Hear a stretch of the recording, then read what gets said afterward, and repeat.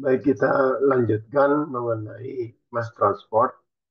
Kalau sebelumnya kita mengetahui kesamaan mass transport dengan menggunakan difusivitas dan nilai lainnya yang berpengaruh yang kita anggap sama sepanjang pada setiap waktu dan setiap titik, mungkin pada setiap uh, titik ya, tergantung dari faktor fluidanya itu sendiri. Jadi ada pada kondisi aktual ini tentunya difusivitas itu tidak akan sama di antara dari titik ke titik maupun dari waktu ke waktu. Sehingga persamaan yang sebelumnya kita sederhanakan menjadi menggunakan mass diffusivity yang hanya langsung dibagi dari viskositas dan Smith eh, seperti ini. Kemudian kita gunakan yang lebih ideal yang menyesuaikan dengan kondisi di di faktualnya dalam pendekatan isotropik mass transport. Anisotropik ini berarti tidak seragam ya dalam satu area, dalam sepanjang area simulasi kita, permodelan kita. Kembali kita lihat dulu governing equation, ini sama ya, ini adalah persamaan diferensial parsial yang membentuk satu persamaan afektif difusif. Seperti biasa, ini adalah turunan pertama terhadap waktu, turunan pertama terhadap jarak, uh, turunan pertama terhadap jarak, ini turunan kedua terhadap jarak. Kemudian ada difusivitas massa, ada kecepatan, dan ini adalah satu persamaan yang kalau kita bisa menentukan nilai U-nya, maka akan diperoleh nilai nol.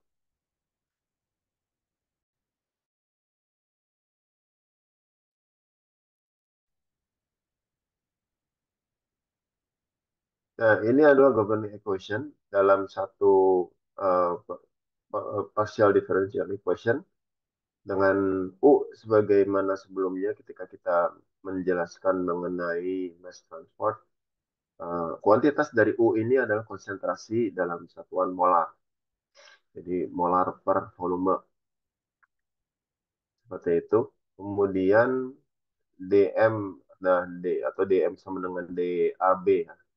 Ini adalah difusi massa, mass diffusion, atau juga sama dengan solute diffusion.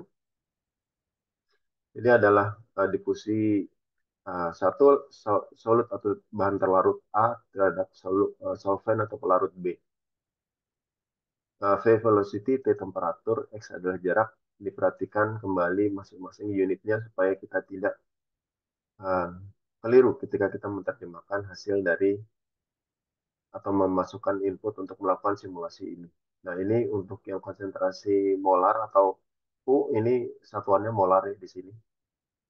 Kadang-kadang tidak kita tulis juga, tergantung dari kesepakatannya pada akhirnya kita gunakan konsentrasi itu dalam unit apa gitu. Maka dalam eh, satuan fraksi 0 sampai 1 yang merupakan konsentrasi relatif atau seperti apa, itu nanti diperhatikan sesuai dengan kesepakatan ketika kita menyusun simulasinya. Nah, kemudian seperti biasa kita terapkan boundary condition untuk di titik 0 sama dengan nilainya sama dengan 1. Untuk di titik ujung dari simulasi, di titik paling terjauh dari asal, ini diberikan gradien ya, jadi atau perubahan dari U terhadap X itu sama dengan nol. Jadi di ujung itu dianggap tidak ada perubahan. Bukan nilainya langsung nol, tapi dianggap tetap antara antara dua titik itu dianggap tetap.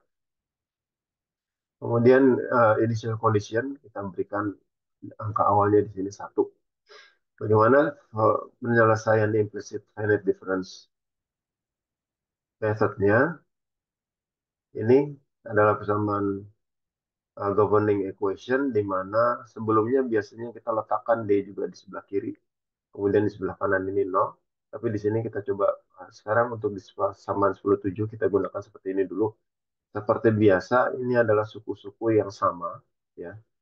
Eh, Agak berbeda dengan sebelumnya. Ini kita menggunakan notasi T+1. Jadi kita mau menduga T yang berikutnya gitu ya. Waktu sekarang adalah T, kemudian kita akan menduga waktu T berikutnya. Ini tidak berbeda ketika kita akan tidak ini sama saja ketika kita akan menggunakan T untuk yang akan kita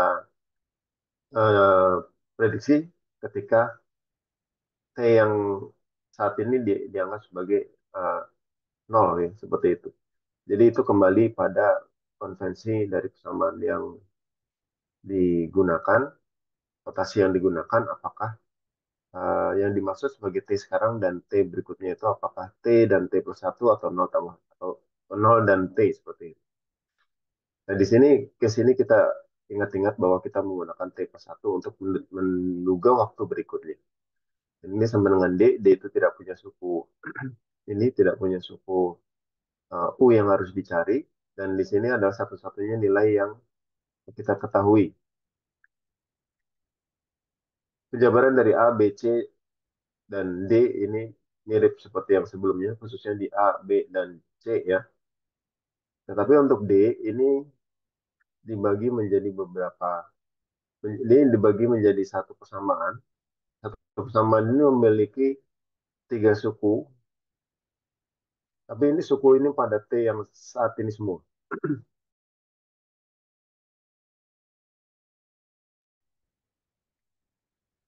Sehingga kemudian kita perlu mendefinisikan nilai E, nilai F, dan G. Ini isinya kurang lebih sama seperti di untuk yang apa namanya, untuk yang bagian implisit A, B, C-nya.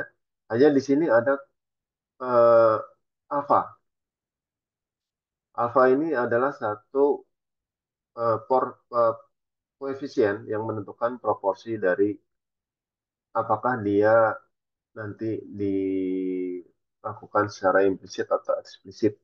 Jadi nilai alfa ini bisa dari 0 sampai 1, sehingga kalau misalkan katakan kita gunakan alfa ini setengah, maka nilai yang di sini untuk yang non value-nya ini, untuk E, F maupun G, ini akan diperoleh nilai 1 dikurangi alfa atau setengah. Jadi ini artinya, eh, kalau misalkan nilai alfa itu 0,5, maka kita akan melaksanakan perhitungan secara implisit dengan koefisien setengah dan eksplisitnya dengan koefisien setengah. Jadi seperti ini.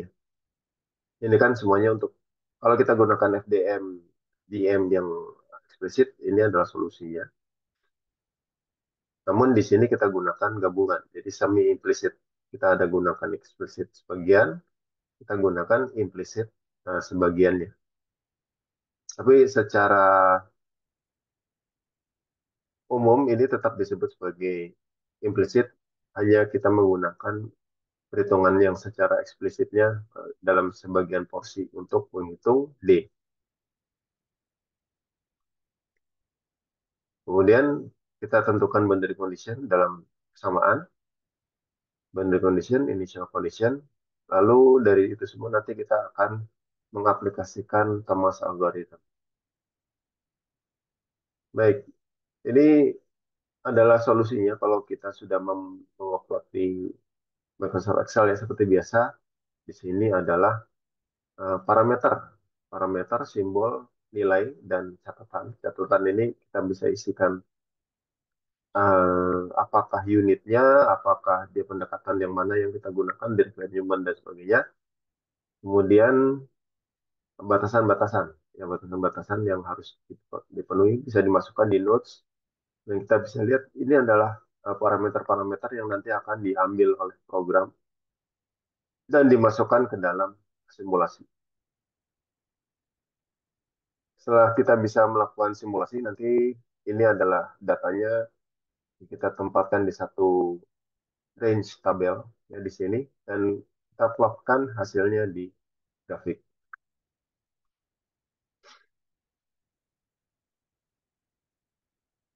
Nah, ini kita ubah sedikit kode programnya dibandingkan yang sebelumnya. Kalau sebelumnya kita punya case ada air, ada udara di sini eh, untuk menentukan pelarut atau untuk menentukan yang dilarutkan. Kita menggunakan fungsi solute n, di mana n itu 1, 2, 3, 4 yang ada di tabel di atas sebelumnya. itu merepresentasikan oksigen, karbon dioksida, nitrogen, dan amonia. Ya ini sebetulnya hanya untuk menampung.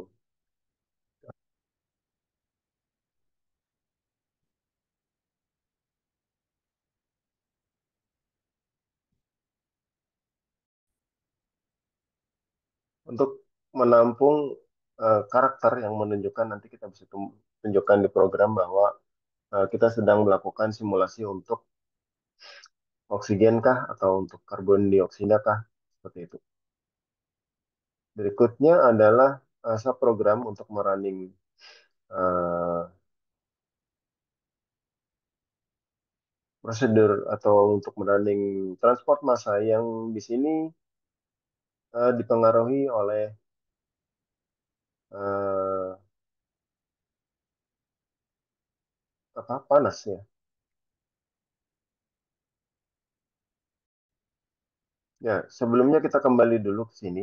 Tadi sudah dijelaskan bahwa ini adalah seperti biasa governing equation-nya. Di sini yang kita lihat perbedaan pada kesamaan 10.2 dan 10.3 ya. Ini ada difusivitas itu merupakan fungsi dari temperatur atau dari eh, thermal ya, merupakan fungsi dari kondisi thermal. Jadi tidak seperti sebelumnya kita hanya menghitung langsung dari angka-angka Smith dan dari viskositas. Di sini kita menghitung difusivitas sebagai fungsi dari temperatur. Kemudian temperatur ini sendiri adalah fungsi dari jarak. Sehingga di sini kita akan menghitung ini istilahnya anisotropik. Si difusivitas itu akan sangat tergantung dari temperatur di sepanjang yang akan kita lakukan simulasi. Misalkan di sini ada satu aliran pipa atau satu saluran seperti itu, maka di sepanjang saluran tersebut dengan temperatur yang berbeda, difusivitasnya juga berbeda. Nah, kita kembali ke source code.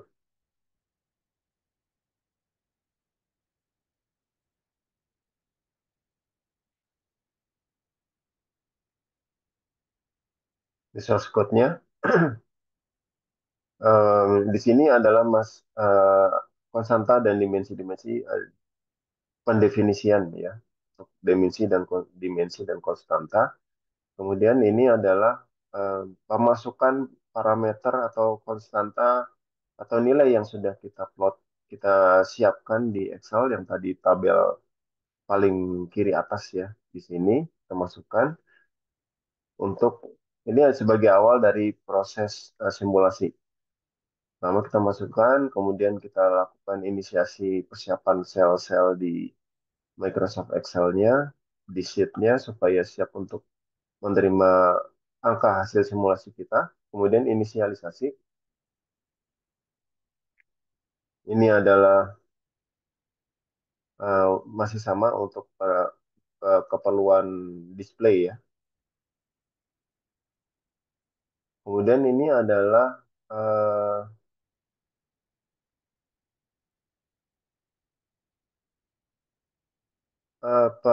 penentuan nilai awal, temperatur, dan juga nilai dari U atau konsentrasi.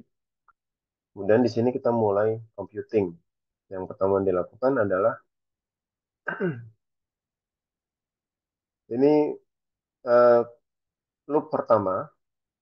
Jadi loop pertama ini adalah yang kita running untuk mendapatkan keseluruhan simulasi. Misalkan ada 10 titik, maka ini akan di running sebanyak 10 titik. Kemudian S dan T ini waktu plus DT itu artinya ketika di putaran berikutnya yang kita gunakan T-nya adalah T yang ditambahkan delta T yang sudah disepakati. Ini adalah matriks, perhitungan matriks. Pertama kita menghitung seperti biasa ini kita menghitung eh, apa namanya? Kita menghitung eh, persamaan yang finite difference ya. Nah, berbeda dengan yang sebelumnya. Kalau sebelumnya kita menggunakan persamaan itu D-nya di sebelah kiri, eh, A, B, C, D itu di sebelah kiri, semuanya, kemudian hasilnya kita harapkan nol. Tapi di sini kita tidak langsung melakukan seperti itu, melainkan seperti biasa kita menghitung A, B, C, D, tapi terus kita masih melanjutkan menghitung D-nya secara terpisah. Begini, maksudnya kita akan menghitung A, B, C, kemudian kita menghitung E, F, G, dan kita hitung D secara terpisah. Kemudian ini dihitung untuk setiap I, ya, I itu menunjukkan jarak. Kemudian setelah diperoleh semuanya, maka kita lanjutkan hitungannya dengan ini. Ini adalah untuk menghitung D pada titik ujung, di pangkal dan titik ujung. Dari situ kita langsung melakukan eh, pencarian solusi dengan Thomas algorithm. Nah, di sini yang membedakan dengan sebelumnya kan yang di sebelumnya kita menggunakan Jacobian matrix ya. Nah, Jacobian matrix itu akan bermanfaat kalau kita menggunakan persamaan yang eh, semuanya itu di sisi kiri kondisi steady ya, sehingga di sebelah kanannya itu langsung bisa kita sepakati nilai apa kita tentukan nilainya nol, dan kalau nilai U yang kita cari itu benar maka akan diperoleh angka di sebelah kanan itu mendekati nol. Nah, di sini agak berbeda setelah kita lakukan memasukkan parameter yang ini ya, semuanya dihitung A, B, C, kemudian ini divisibilitasnya dihitung. Em, kita menghitung EFG. EFG ini adalah untuk menghitung D. Jadi D-nya kita hitung terpisah. Setelah itu kita tentukan D untuk di eh, pangkal dan di ujung sistem simulasi kita. Sehingga pada akhirnya ini semuanya akan membentuk persamaan yang kalau kita susun akan membentuk matriks tridiagonal. Dan matriks tersebut yang kemudian kita eliminasi dengan Thomas algorithm sehingga kita mendapatkan nilai nilai U dari masing-masing ini masing-masing titik pada waktu berikutnya. Ya, seperti itu. Kemudian kita bisa apa namanya? Kita bisa melakukan pemasukan nilai-nilai dan akhirnya kita akan menyelesaikan simulasi ketika waktunya sudah lebih besar dari waktu yang diharapkan. Ya, seperti itu. Baik, demikian untuk anisotropic mass transport. Terima kasih.